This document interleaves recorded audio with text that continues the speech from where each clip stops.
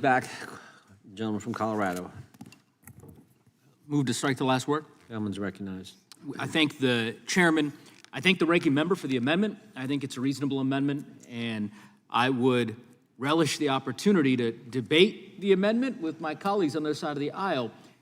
I am very confused by the strategy that they seem to have adopted, and I guess I just wanted to test it for myself because as I walked in here, one of my colleagues said, no, if you offer to debate them in any way on any subject, they'll refuse to engage with you. They won't respond, that there's some sort of, I don't know, tactic that they've adopted. And I said, there's just no way that that's true. So, because I, of course, serve with Mr. Roy, for example, on the Rules Committee, and we engage in fulsome debate on that committee. And I just can't believe that this would be a tactic he, of all people, my friend from Texas, would adopt. Mr. Roy, seriously? Is it, you won't respond? We can't have any conversation? Well, I'm glad to be here. I'm delighted. Would you be willing to debate this particular amendment with me? Because I'd be interested in your thoughts. What was that? What was that? What was that?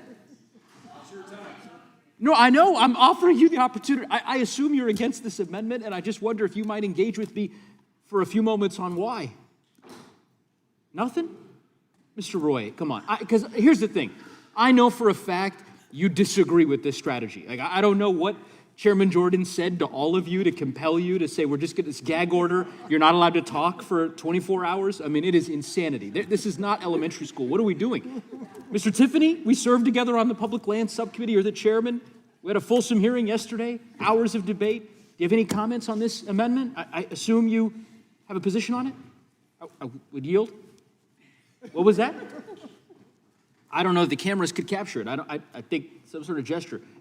I cannot believe that my colleagues on the other side of the aisle have debased themselves in this way. I mean, this committee has long been known as a committee that engages in rigorous and robust debate. Mr. Chairman, could I indulge you? Would you be willing to just debate with me for a moment on this amendment? Nothing? This is probably the only time in the 7 years I've been in Congress that Chairman Jordan has refused to make a comment. No, let me do it. Really? I'm happy to yield a moment to you. Do you support this amendment that Mr. Raskin has offered? The simple and straightforward amendment for the. What was that? It's a simple and straightforward amendment, exactly. That's what every amendment, I think. No, but this one is a particularly simple and straightforward. I mean, look, here's the thing. This amendment, very simple, very straightforward. All it says is that the grants that the Department of Justice has allocated pursuant to the authority that we have given that department for police departments in Ohio, in the chairman's state, that those grants be held harmless.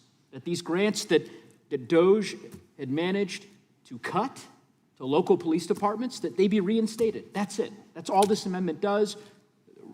Nothing else. Will the gentleman yield for a minute?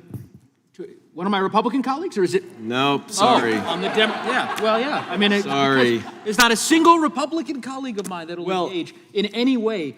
Again, I just think it falls short of the standards of this august body and this committee. And Mr. Chairman, I get it. I know you want this hearing to end early. I understand, but why not live up to the values of this committee and the expectations of this committee, and let's have a healthy exchange of views back and forth, and we can then let the chips fall where they might. So I'll give you one last opportunity. On this one, you must, come on. You're a kind man. Well, I'll yield to my colleague from. Well, I was just going to suggest that we see if Mr. Van Drew is back there. He's been chomping at the bit to say something. I don't think he's ever spent this many hours without speaking. So I don't know if he's back in the anteroom over there, but certainly that might be your best bet.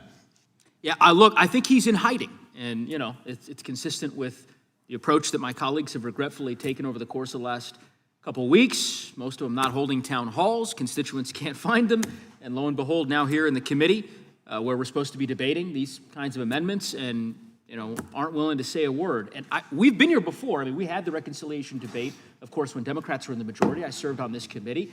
And we had a debate. There was never an order from the chairman to say, you're not allowed to say a single word for 24 hours.